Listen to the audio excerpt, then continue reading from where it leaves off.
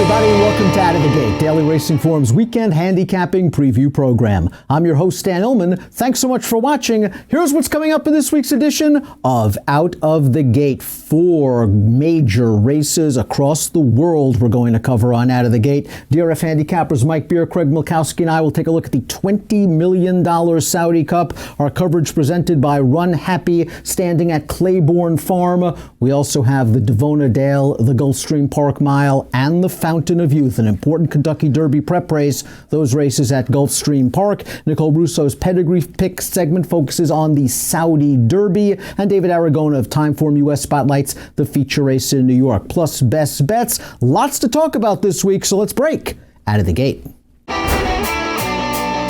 begin Out of the Gate with our DRF Saturday race of the day. Let's throw up the field for the $20 million Saudi Cup. Our coverage is presented by Run Happy, standing at Claiborne Farm. You can download exclusive free past performances for the Saudi Cup on the Race of the Day event page at DRF.com. Access them, handicap along with us, Mike, an international cast, obviously. McKinsey is one of the more consistent American handicap horses in training. First start of the year, he's one of the classiest horses in the field. Yeah, he is. Consistent is right, too, Dan. 13 of his 14 starts, he has hit the exacta. He's exiting a race in the Breeders' Cup Classic the last time we saw him. We have the replay of that we can throw up right now. You're going to see him get tired here in the stretch and fade to second behind Vino Rosso, but this is a distance that's really beyond his best. He's cutting back to the 9 furlongs here. This is a much better distance for him. And he was running races basically throughout 2019 that would make him really tough in here if he shows up. And this race is a one-turn mile and an eighth. And one of McKinsey's better efforts last year was a tough trip effort in the Metropolitan Handicap going a one-turn mile. I agree with Mike. I think a mile and a quarter, a little bit too far for him. He proved his mettle at Saratoga over the summer going a mile and an eighth. Let's see who our colleague Craig Milkowski likes in the world's richest race. The first running of the Saudi Cup is taking place this Saturday. It's a $20 million race. It's being run on the dirt at a mile and an eighth. And because of that dirt surface, I'm going to go ahead and assume that the race is going to go through the American horses, and that's where I'm going to focus my handicapping. I have read in Daily Racing Form that the dirt isn't quite as speed friendly as what we're genuinely used to here in the United States, but it is still a dirt course and speed does pretty well, and I think we have the fastest and best horses on that surface. Looking at the graphic, Midnight Bisou and Tacitus, they seem just a cut below the others in here from a speed figure perspective. If I was going to cut one of those two a break, it would be Tacitus. He's the younger horse. He's just 4. We haven't seen him since last fall. He was able to run 125 Timeform US speed figures. So with any improvement just from maturing, he could jump into that 130 range, certainly be a contender. But personally, I would have liked to seen a prep race out of him. It would be an awful tough ask to have him firing on all cylinders first time out. So I'm going to look elsewhere. Another horse I'm not going to go with is Mucho Gusto. He comes out of winning that Pegasus World Cup last time. He did so pretty easily. I think he won by 4 lengths that day. Got a 129 Timeform US speed figure. But I don't think it was the strongest addition to that race that we've seen. It was one of the weaker, actually, and figure-wise, I think it was the weakest one we've seen. And not just that the 129 was weak. If you look at the interior pace figures in the graphic I provided, they're definitely lower than what we're generally used to seeing in top class racing. You can see it looking at just Maximum Security and McKinsey's races, how much quicker the pace is. So he's going to have to deal with something he hasn't seen before, and it's just a step I'm not willing to think he's ready to make. The horse I did settle on is Maximum Security. He's probably going to be the favorite, I would imagine, in the betting pools. But he is a horse, he's simply the fastest horse. He has a pace advantage. That 131 Timeform US speed figure last time was done winning the Cigar Mile. He did it beating the Breeders' Cup Dirt Mile winner, Spun the Run. That one challenged him up front, wasn't able to get by, and he simply put him away and ran away late. So for me, Maximum Security is the best horse. He's on his best surface. A mile and a quarter isn't a problem if you watch a replay of the Kentucky Derby last year. So a mile and an eighth is certainly within his scope. So I just think he is clearly the horse to beat, and he's going to be my selection.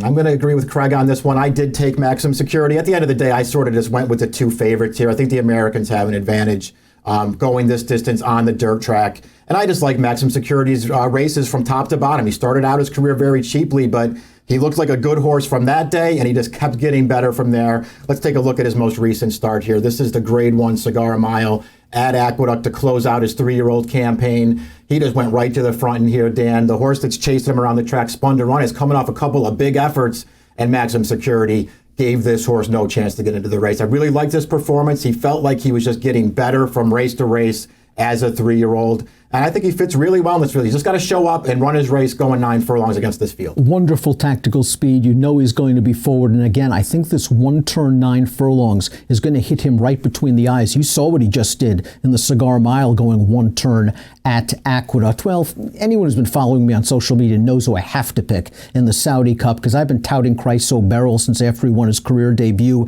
in Japan. He's 6 for 6 now after this win in the Grade 1 Champions Cup. Yes, against weaker competition. He's down on the inside. This is a big colt that I think likes to be outside of horses. One of his great strengths is making this big sweeping move on the turn in most of his races. He's down inside. He's under a drive. He's in trouble. But once he gets to the outside of the pace setter, he is going to kick in the final, 150 yards or so, and he's getting away from this field at the end. This was his first major domestic test in Japan, facing better horses. It's going to be light years more difficult from a class standpoint, facing the likes of Maximum Security and McKinsey. I'm kind of married to this horse. He's going to be a price in this race. I'm worried that he could be outpaced early, but a fast pace, maybe he comes with a big run at the end. That's Chryso Beryl putting his undefeated streak on the line. If not him, maybe I'll give Mucho Gusto a chance as sort of the now horse at a better price than his American counterparts. Let's go to Gulfstream Park. The major race on a star-studded card is the Fountain of Youth, an important Kentucky Derby prep.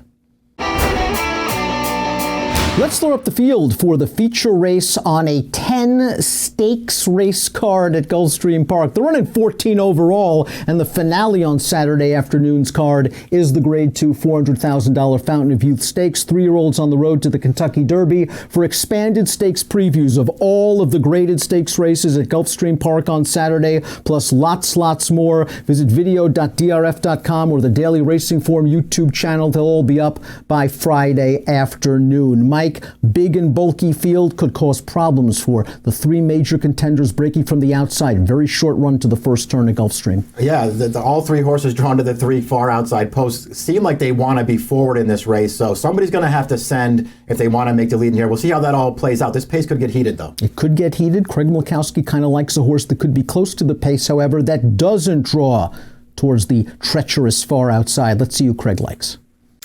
The Fountain of Youth drew a big field of 11, and predictably the pace projector thinks the pace will be hot. It's not a big surprise with a field size this big, but that is going to be counteracted a bit by the short run to the first turn at this mile and the 16th distance at Gulfstream.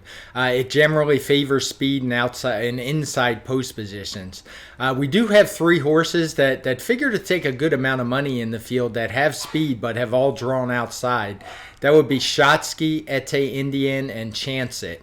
I'm not saying they can't win from out there, but I think it's a factor you certainly have to be aware of, and you should demand a little extra value if you want to take a shot with those. Likely favorite Dennis's Moment draws well. He got the 5 post, so not too far inside. He's not a need the lead type. He's run well in the past from just off the pace. He's a horse who has had some issues in his 4 starts. He lost the rider in his debut. In the Breeders' Cup, he went to his knees at the start, but when he runs his race, he's certainly a tough customer, and I definitely think he's the horse to beat. That said, I am going to try to beat him, and that's going to be with a horse named As Seen on TV. He's a horse who comes out of Chance It's win in the Mucho Macho Man over this same oval. That was a 1-turn mile that day. As Seen on TV, I think is a horse who's going to get better with more distance. I think he had a bit of a tough trip that day. There was a steward's inquiry, I think it was an objection, into the stretch run, but for some reason they didn't actually look at much of the stretch run, where As Seen on TV was herded out really strongly at the end by Chance It, but the result stood. But that said, I think it definitely had an effect on the result. I like the more distance for As Seen on TV. I think he gets a good post, and I think he's the horse to beat. Wheaton is going to be my selection in the Fountain of Youth. I'm going to give Dennis's moment a chance here to step forward in his first start as a 3-year-old. And I know he's the morning line favorite in this race. He is exiting a very disappointing race in the Breeders' Cup Juvenile last November. He did have an excuse that day. He stumbled very badly at the start and then just failed to pick his feet up. There were a lot of horses who didn't show up that weekend at Santa Anita. Not all of them had the excuse that this horse did, though. He really stumbled badly. Prior to that, a huge maiden win with a 97 Beyer speed figure, a grade 3 win around 2 turns at Churchill Downs where he just dominated 2-year-olds with a 90 Beyer speed figure. I realize that there are some questions he has to answer in here, and I know he's going to be a short price, but I'm giving this horse a chance to rebound in here. On his best day, Dennis's moment is one of the top 3-year-olds in the country, coming off the layoff, but he should get the right pace set up, and I think he's just found a great spot to kick off his campaign. Want a little bit of a better price, however. I landed on Ete Indienne for Pat Biancone, third start of the form cycle. Let's go back to his last race at Gulfstream. They rode him the right way this day. They got him to the front. Tis the Law, the big favorite, the Champagne winner from last year, kind of got bottled up in behind horses. It didn't matter. Tis the Law is one of the better 3-year-olds in the country. He put Ete Indienne away. Ete Indienne is miles the best for second. This race came back very fast from a speed figure perspective. I don't believe Ete Indienne needs the lead. He showed that in his career debut, going 5 furlongs on the turf, rallying from well off of it. Breaking from the outside post, they got to use his speed. I'm hoping he could draft in behind Shotsky, maybe in the second flight, and come with a run from a mid-pack trip. Nicole Russo's pedigree pick segment focuses on the Saudi Derby on the Saudi Cup undercard. Then we'll take a break. Lots more handicapping to come on Out of the Gate. Hey everyone, Nicole Russo coming to you for Out of the Gate, and I want to take a quick peek at the Saudi Derby with an international field of 3-year-olds going about a mile on the dirt.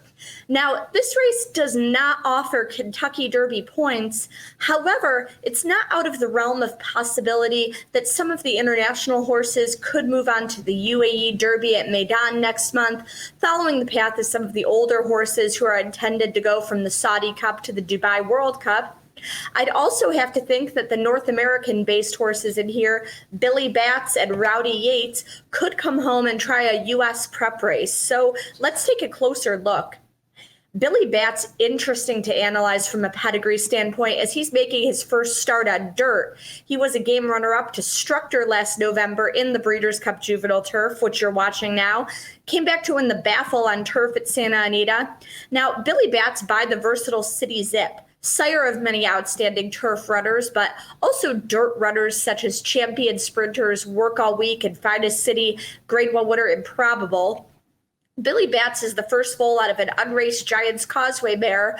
Her dam was stakes-placed routing on both dirt and turf and produced 2 stakes runners on dirt, including Indicott, who was stakes-placed at up to 1 5/8 miles. So plenty of dirt ability on both sides of Billy Bats' family. Oklahoma-bred Rowdy Yates is a multiple stakes winner and a mile on dirt. I think that might be about his limit. He's by Morning Line, winner of the Carter. His unraced dam is by Speed Influence, yes, it's true, and is a half to graded winning sprinter Rich Mommy, definitely a speed-oriented pedigree. One of the favorites for the Saudi Derby will be the unbeaten Uruguayan-born filly Bella Fever. Now, she has yet to go beyond 7 furlongs, but I see classic influences throughout her pedigree, making me think that stretching out to at least the mile will be within her scope. Her sire, Texas Fever, was a graded winning juvenile who has gone on to be a leading sire in Uruguay. He's by Victory Gallop and out of a half-sister to Fusaichi Pegasus. Bella Fever is out of an unbridled song mare who is from the family of French classic winner Culture Vulture, as well as Hollywood Oaks winner and Kentucky Oaks runner-up Santa Catarina. And lastly, let's take a look at Down on the Bayou, who's coming off this win February 20th, in which she romped by 18.5 lengths in the UAE Oaks, going about a mile and 3/16. A tall order to wheel back against the boys just 9 days later, but her pedigree another solid one for these route distances. The Super Saver filly is a half to another UAE Oaks winner in Polar River, who defeated multiple grade or Group 1 winner Vale Dory in that race before going on to be beaten less than a length by Lonnie in the UAE Derby. She's also a half to Rare Form, who was graded placed at a mile on turf last out in Florida. So a fascinating international cast for the Saudi Derby. We'll be watching for the implications of that race moving forward on the 3-year-old scene. But in the meantime, plenty of 3-year-old action in the U.S. this weekend. Our team will be back with more on Gulfstream's Davona Dale after this break.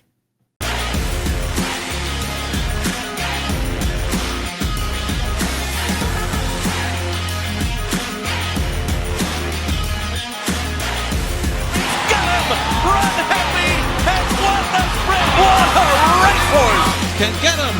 Run Happy has won the Naira.com Kings Bishop by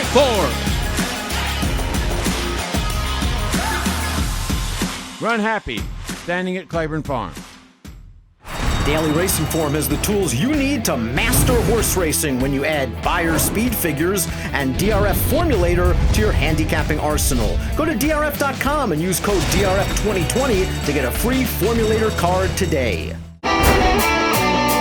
Welcome back to Out of the Gate. Let's throw up the field for the Kentucky Oaks Prep at Gulfstream Park on Saturday. Race number 10 is the Grade 2 $200,000 Davona Dale Stakes. 3-year-old fillies going a one-turn mile. For expanded stakes previews of all the major races this weekend, visit video.drf.com or the Daily Racing Form YouTube channel. The number 6, Spice is Nice, 7-5 morning line favorite, 7-figure yearling purchase, stepping off a very impressive debut win at Gulfstream Park. Craig Lukowski has some things to say about Spice is Nice. The Davona Dale drew a field of 9, including undefeated Tonalist Shape.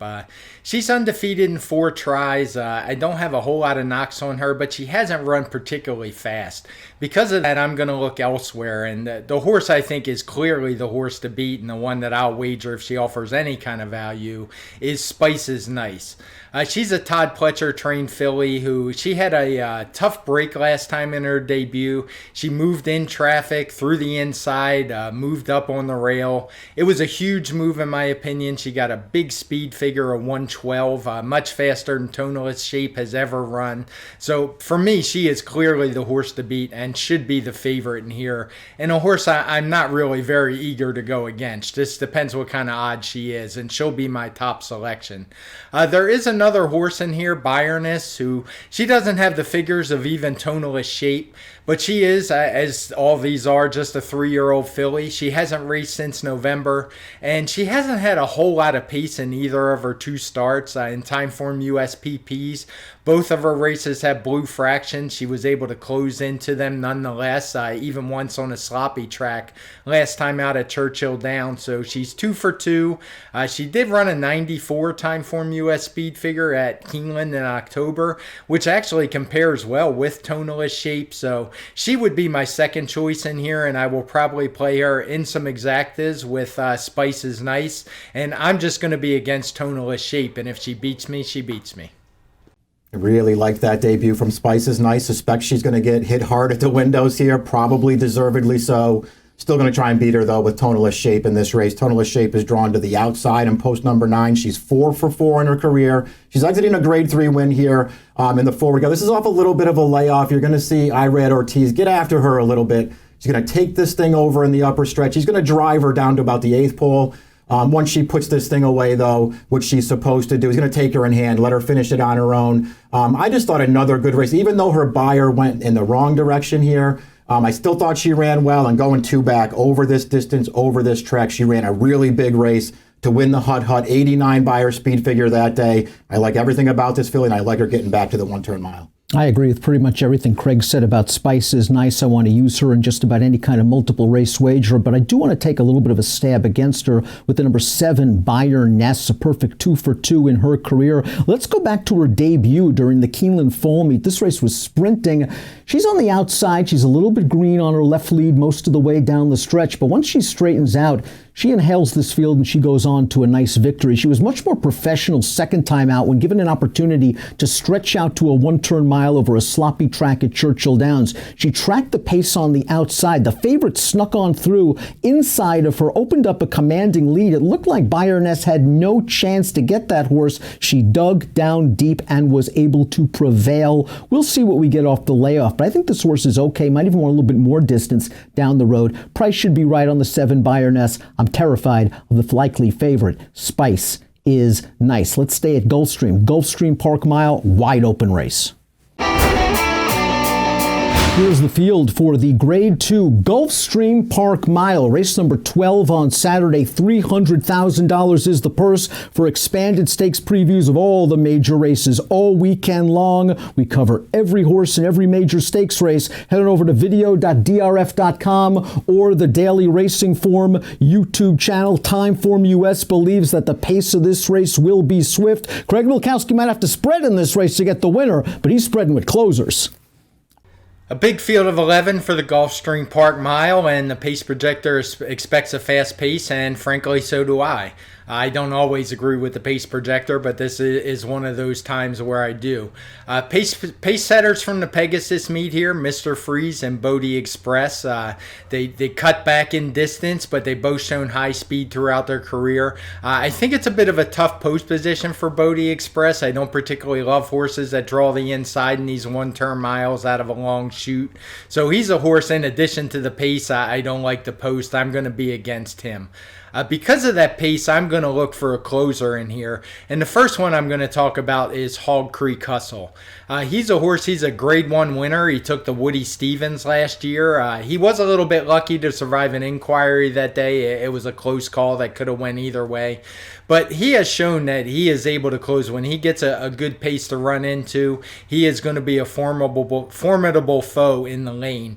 His last 3 races, which include the Breeders' Cup Sprint, have all been at 6 furlongs, which I think are just a little bit short for him. Last time out, he faced the super fast Bobby's Wicked One in a race with absolutely no pace. It was only a 3-horse field, so I'm not putting a whole lot of stock in that race. And I do expect a big effort from him here. I think this mile is good. The pace is going to be hot, and there's really nothing not to like. That said, he is not going to be my top selection in here. I'm actually going to go to a horse who looks very similar to him in High Cal. High Cal is a horse who is a no shy of being undefeated in his last 4 one-turn races. He was on the Derby Trail last year. He had won 3 in a row, including the Grade 3 Gotham when he got another one-turn mile where he got a really fast pace. I can't blame the connections for getting a little Derby fever, trying him in the Wood Memorial. Once again, got a really hot pace, was only able to get 3rd that day. But something went wrong in between there. As he had a long layoff after that race. But I really liked his comeback race in January at Aqueduct. He didn't get up for the win against Lone Rock, a horse who actually herded him out quite bad at the end. But I thought it was a really solid effort. He got a 1:17 Timeform US speed figure. The pace was certainly not hot that day. It was anything but. The early quarter is coated blue in our Timeform US PPs. And he's one that I think's really sitting on a top effort and is going to be my top pick in here. That said, I also like Hog Creek Hustle, as I said, and I'll probably play the 2 of them in exacta boxes. And if for some reason Hog Creek Hustle went off at higher odds than High Cal, I would probably change my tune and go the other way. But I'm definitely looking for a closer in here, and Hog Creek Hustle and High Cal are the 2 I've landed on. I'm just like Craig in this race, looking for a big pace out in front. I'm hoping that it sets things up for the 11 Hog Creek Hustle in this race. This is a horse who I feel like you have to sort of try and get past his last 3 starts on his page. Not that he ran poorly in those races at all, but they were all 6 furlong sprints. I think that's a little bit short for this horse. He's getting back out to a better distance for him in this race. We're going to go back and look at a Grade 1 win for this horse last summer at Belmont Park. This is a race on Belmont Stakes Day where you had to be on the inside to do the best running. He did save ground early. He got out to the clear in the stretch, and he is going to come running into a big pace here, and he's going to get it done at a big price to pull off an upset. He came back out of this race, and he nearly went back-to-back in Grade 1 races, just missing in the H. Allen Jerkins, also at 7 furlongs at Saratoga. I like this horse at the one-turn mile in a race with some pace, and he's a price. Hoping for a little class relief. We'll get Mr. Freeze over the hump in here. He took on Tom's d'Etat in the Fayette. He took on Tom's d'Etat in the Clark. Tom's d'Etat is one of the better handicap horses in the country. Mr. Freeze far from embarrassed in either one of those races. And then he ran here in the Pegasus World Cup, and he ended up in a little bit of a pace duel with Bodie Express. Mucho Gusto sat right behind him. Mucho Gusto has already blown to the front, but Mr. Freeze gamely beats back Bodie Express. It was a yet another close but no cigar finish for Mr. Freeze, but this is the kind of horse that I think is adaptable to the pace scenario, can sit in mid-pack, and he has had success going a one-turn mile in the past. Hoping a little drop in class gets Mr. Freeze to the winner's circle finally after a couple of nice runner-up finishes. David Aragona of Timeform US spotlights the feature race at Aqueduct. Then we'll be back with best bets for Saturday.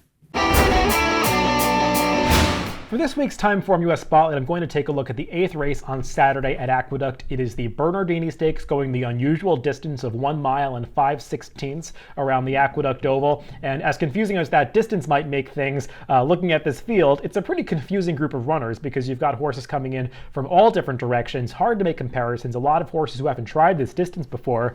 The favorite might be the number 7 Laytone. I made him the lukewarm 3-1 choice on the morning line, but he's going to be affected by the pace of this race. So let's go right to the Timeform US pace projector, and you see the number 7 Laytone is predicted to be on the early lead in the early going, but he could have some company up front because the number 4 Ectobar also has speed, as does the number 5 Armament. Both of these horses showed speed in their most recent starts, so their riders could get aggressive in this race, and that could make things difficult potentially on the number 7 Laytone. Moving on to look at Laytone's past performances, he's been in decent enough form for Jason Service. In his last 3 races, he hasn't gotten back to that massive 124 Timeform US speed figure that he earned when he beat Claiming Company at Belmont Park back in October, and his form might be going in the wrong direction. I think you can make that case looking at his last 2 races, both of which have come over this Aqueduct Oval. In the Jazzle Stakes, he was unfortunate to run into Mr. Buff, which, if you've seen Mr. Buff's last couple of races in New York, nobody's beating him these days, so Laytone was compromised by having to chase that horse, but he really did fall apart at the end of that Jazzle. Then last time, Jason Service made the unusual move of running him back on just 6 days rest, really an atypical move for this barn, and Laytone did not respond that well to it, fading at the end of that 1 mile test. He also ran into another good horse that day, Sir Winston. He's not facing horses like Sir Winston and Mr. Buff in this edition of the Bernardini, but still, he's going to have to run a little bit better than those races to beat this field. There's a question about how far he wants to go, if this distance is really going to suit him, and he might take some pressure up front, so I want to look for some better value in this race, and I think you can make a valid case for the horse drawn right to his inside, the number 6 Adventist. He's actually the horse that ran right past Laytone in the late stages of that Jazzle last time, and he's a horse that I think you don't have to question the distance at all, one of the few in this race that's the case for, because he actually won going farther than this in the 1.5 mile Greenwood Cup last October, beat a decent field that day that included War Story and Marconi, both marathon specialists, and since then, Adventist has just held his good form. He ran well 2 back in the Queen's County, again last time in the Jazzle. He's the kind of horse that's always at the mercy of the pace, just picks up pieces at the end, but he's been in reliably good form, and I think he's going to show up here. It's just a matter if he can get into the winner's circle and if he'll get the pace ahead of him that he really needs. Another horse that could take money in this race that I'm not a huge fan of is the number 2 Patagonia. Just a horse that's pretty lightly raced. I think people are going to perceive that he has a lot of upside, and he does, but he also has to step up in class and face the toughest field of his career. Last time out, he caused a minor upset when he beat the heavy favorite Communicator in an allowance race at Aqueduct. Communicator was really impressive when he broke his maiden in the race before this, but I think there's a little bit of doubt about how good he's turning out to be because he disappointed in this race, came back next time at Oaklawn Park, and was really disappointing at a short price. I think he finished 10th down there. So there's some question about what Patagonia was beating last time. He's going to have to run the best Timeform US speed figure of his career to compete against this field, and I don't think it's going to be that great of a price, so I want to look for some better value. For me, I think this is a race where you can get a little creative, and I'm going to do just that by picking the number 8 Bluegrass Cat Smile. He's 15-1 on the morning line, and he does deserve to be a big price because he's got to get faster to beat this field. He's a New York bred, and we'll take a look at his last race where he beat New York breds in an optional claiming race. This race was going a 1-turn mile, and I always think that Bluegrass Cat Smile isn't really at his best around 1 turn, especially going the 1 mile distance. I like him going the 2-turn mile and 1/8 a little bit better, and I think he struck me as a horse always that's this big big, long-striding, grinding type that's going to appreciate more ground, so this mile and 5/16 might be perfect for him. I like the way he won this race, bulling through traffic at about the 8th pole to forge past the leaders, who really had all the best of it. It was a slow pace that he closed into here, so I like the way that he did it. He earned a 1:12 time Formula Speed figure for that performance. That number, while not quite fast enough to win this race, it's not that far off of some of the main contenders. Not so far off that he should be 15-1, and he's run faster in the past. Also, he's first off the claim for Gary Siaka. Some might perceive that as a negative, but Gary Siaka actually has pretty solid numbers off the claim. If you look in DRF Formulator over the past 5 years, on dirt first off the claim, he's 10 for 55. That win percentage is 18%, and that's an ROI of over $4, indicating that most people underrate these horses first off the claim for Gary Siaka. I like that he's getting a rider search to Eric Consell. He's been doing really well lately in New York. I just think he's going to outrun his odds in this race. If that's good enough to win remains to be seen, but he's going to be value. So I'm taking a shot with the number 8, Bluegrass Cat Smile, in the Bernardini Stakes on Saturday at Aqueduct. Now let's send it back to the studio. Time for our best bet segment here on Out of the Gate. Craig Milkowski likes something at Gulfstream. My best bet is going to come from the Grade 3, the Very 1 Stakes being run at Gulfstream Park Saturday on the Fountain of Youth card. It's a race that gets just a 115 race rating from Timeform US. So at best, it's an average Grade 3 for older fillies and mares. Looking through the past performances, the best last race Timeform US speed figure is just a 116. And that comes from a horse turning back 2.5 furlongs. Actually, I've run quite a bit further, been running 1.5 miles. So I think this is a race that looks ripe for an upset, for a new face, and for that reason I picked Queen of Time, the 3 horse. She ships in from England. She's run Timeform ratings overseas that can compete with this bunch with any improvement. She's getting first-time Lasix, which is something I definitely like to see. So that alone would be enough for me to take a wager on her, what I think is going to be a bit of a price. In addition to that, when I pulled up Formulator and opened up trainer Graham Motion stats, he does very well with these types. You can see that he has an ROI of $2.30 per $2. He wins over 22% of the time with foreign shippers. And when you look at the layoff, this horse has been off over 150 days. I adjusted the filter to change that, and the win percentage actually shoots up to 27%. The payoff does dip down a little bit as these horses are maybe a little more well-meant, but this just looks like a horse that I think is really set for a nice effort against a suspect group. So for me, my best bet is Queen of the Time in the Very 1 Stakes.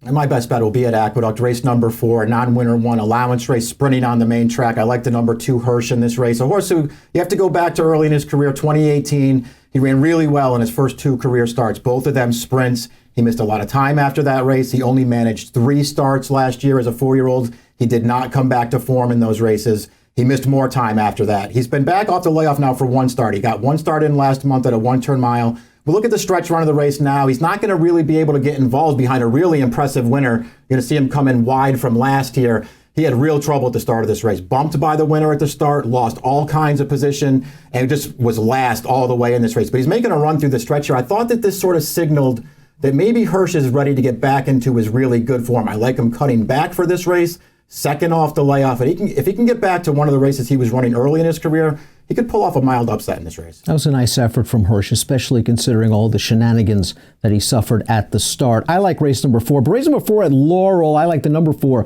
Devotion in Motion. Let's watch his most recent start. It was his first start off a layoff. That's the story of this horse's career. His career has been plagued by layoff lines. He caught a 1-5 favorite. He was on a hard chase throughout, and he's just going to pay the price over a testing, sloppy track. Going to get tired at the very end of this race to finish 4th, but I think this was a good lung opener for Devotion in Motion in the first start off the layoff. And for the first time in this horse's career, he's not going to the sidelines after a race. He's coming back on relatively short notice. I believe this horse is feeling good, can stay close to the pace in here, and is not dealing with the 1-5 Chuck Stream, who coincidentally is running in race number 2, and you can see how he did coming out of that race. I'll give this horse a chance. I believe he's the second choice on the morning line. We thank you for watching Out of the Gate. We urge you to follow all of DRFTV's latest offerings on social media. Please follow on Twitter at DRF Video. And for the latest news and notes from America's Turf Authority Daily Racing Form, please follow on Twitter at DRF Inside Post. That's it for this week. Best of luck when your horses break out of the gate.